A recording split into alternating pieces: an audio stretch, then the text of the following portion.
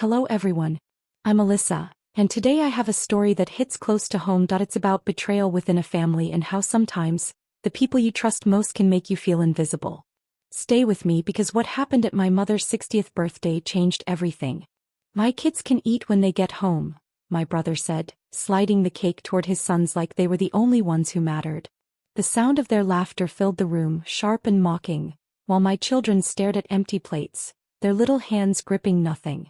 My sister-in-law smirked, leaning in to whisper, "Maybe next time come prepared."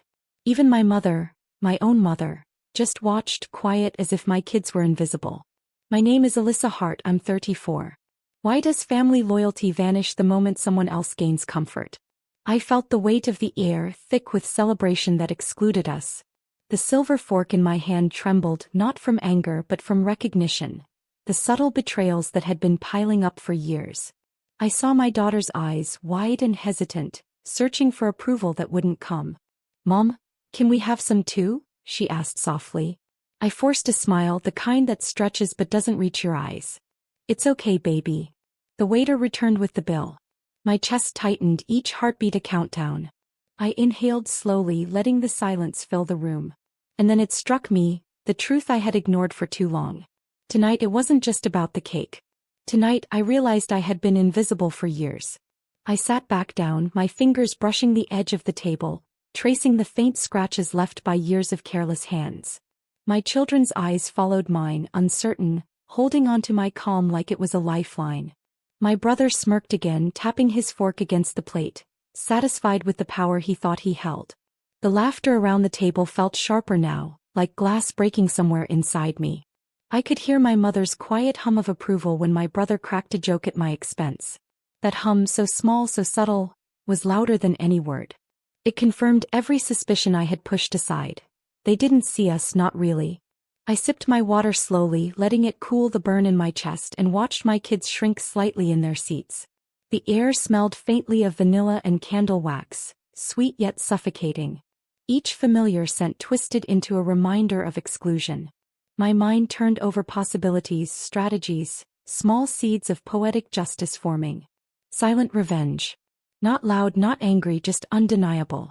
A subtle shift that would finally make them see. And yet for the first time I smiled without forcing it. Cold clarity settled over me, sharper than any anger. They had underestimated me, badly. The next move would be quiet, perfect, and unforgettable. That night I lay awake, the birthday candles scent still lingering in my bedroom. My children slept, their breathing soft and steady, a stark contrast to the storm in my mind. I replayed every glance, every smirk, every whisper around that table. How long had this been going on? How many times had they erased us without a second thought? Morning came with its usual noise. Cereal bowls clattering, my son's shoes squeaking across the floor, my daughter humming a tune she'd made up. Normalcy yet fragile. I dressed carefully, choosing a scarf, deep navy, heavy, symbolic of the calm I would wield like armor. At work, I watched my brother's texts appear on my phone. Snippets of arrogance, casual dismissals of family obligations. I smiled quietly, knowing he had no idea that I was already planning a shift, subtle but irreversible. A meeting invitation here, a friendly suggestion there, each one a small thread pulling the veil back. By the time evening fell, I was composed, poised. My children laughed as we walked to the park, their joy a balm to the hurt I carried. And as I tucked them into bed later, I whispered promises into the quiet room. You'll never have to watch someone dismiss you like that again. Not them. Not anyone. The plan was forming, silent, precise, and it would leave them stunned. The weekend arrived, and my brother invited everyone to a casual family brunch. I agreed to go, though each step toward his house felt like walking into a carefully staged trap. My kids held my hands tightly, sensing the tension I didn't speak aloud. The smell of fresh pastries and coffee hit me the moment we entered. Everything looked perfect, too perfect. He greeted us with a smug grin, like nothing had happened, like the cake incident had been forgotten. My mother smiled faintly, but I noticed the tight line of her lips. Small details that revealed cracks. My sister-in-law hovered nearby, her laughter sharp, rehearsed, ready to humiliate again if the opportunity came. I set my bag down slowly, deliberately, letting my calm radiate. My scarf brushed my shoulder. a small, symbolic reminder of control. I smiled softly at my children, letting them relax while my brother and his family believed they had the upper hand. And then subtly I began. A casual comment about finances, a gentle nudge about past birthdays, a reminder of generosity unappreciated.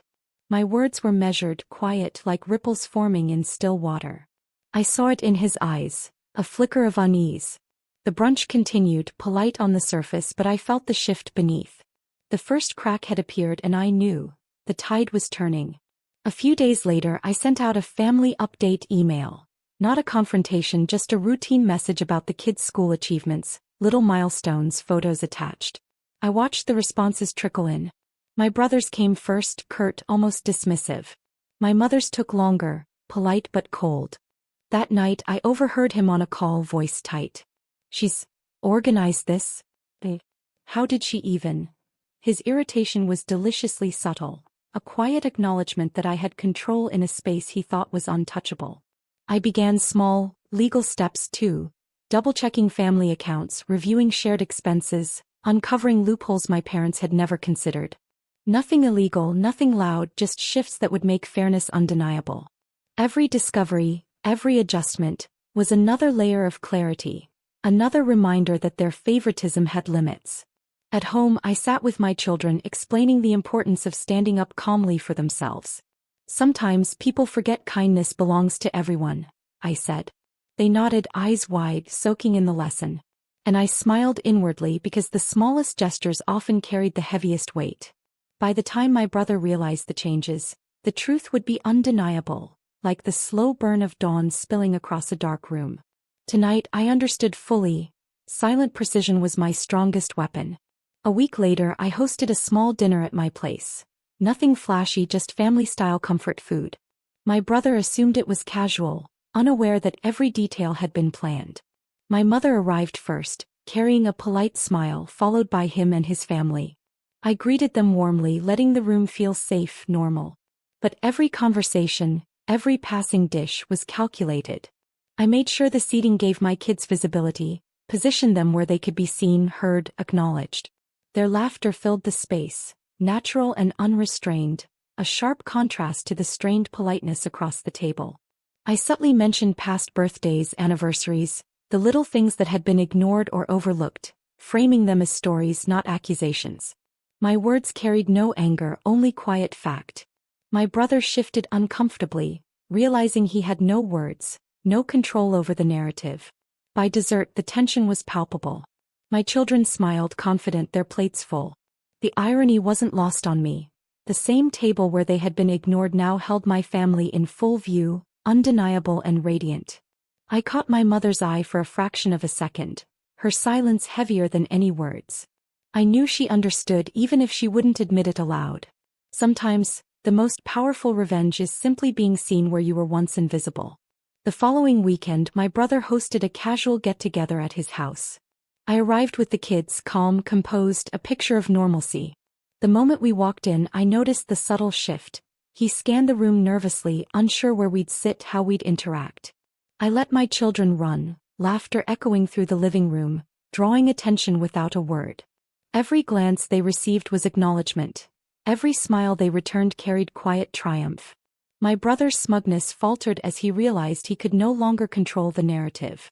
During casual chatter I mentioned a few reminders about household contributions, expenses and past favors. My words were soft but precise, factual, impossible to ignore. He coughed, shifted in his seat, suddenly aware that the balance had tipped. My mother stayed silent, her eyes flicking between us, uncomfortable, caught between loyalty and truth. I watched my sister-in-law fidget, her smirk replaced by confusion. The subtle shift was intoxicating, like watching a carefully built house of cards tremble with the gentlest breeze. And as the evening ended my children hugged me tightly. I felt their trust, their belief that I would always stand for them. I had shown them, without shouting, without humiliation, that dignity can be louder than mockery. The last piece was in place. Tomorrow, everything would fall into perfect clarity. The next morning I sent a single, concise message to my mother and brother. A spreadsheet detailing every shared expense over the past 5 years, annotated with dates, gifts, and contributions they had ignored. Nothing accusatory, just undeniable facts. By noon my phone buzzed. My brother's voice was strained over the call. Alyssa, how did you? He trailed off, realizing the meticulous record left no room for excuses. My mother stayed silent, finally forced to acknowledge the truth she had avoided. Later that evening my children played in the living room, their laughter uninterrupted, their plates full, their joy unshadowed. I watched them, calm and composed, knowing the subtle balance had shifted. My family had seen us, truly seen us, for the first time in years. The satisfaction wasn't in anger, revenge, or confrontation. It was in quiet clarity, in dignity restored, in invisible bonds made visible. I had taken control with patience, precision, and presence, letting justice arrive naturally without spectacle. I kissed my children on their foreheads, whispered softly, "We matter. Always." The house felt lighter, the air warmer, the laughter honest. And as I sat back watching the sunlight spill across the room, I smiled. For the first time my children and I were finally seen, acknowledged, and respected.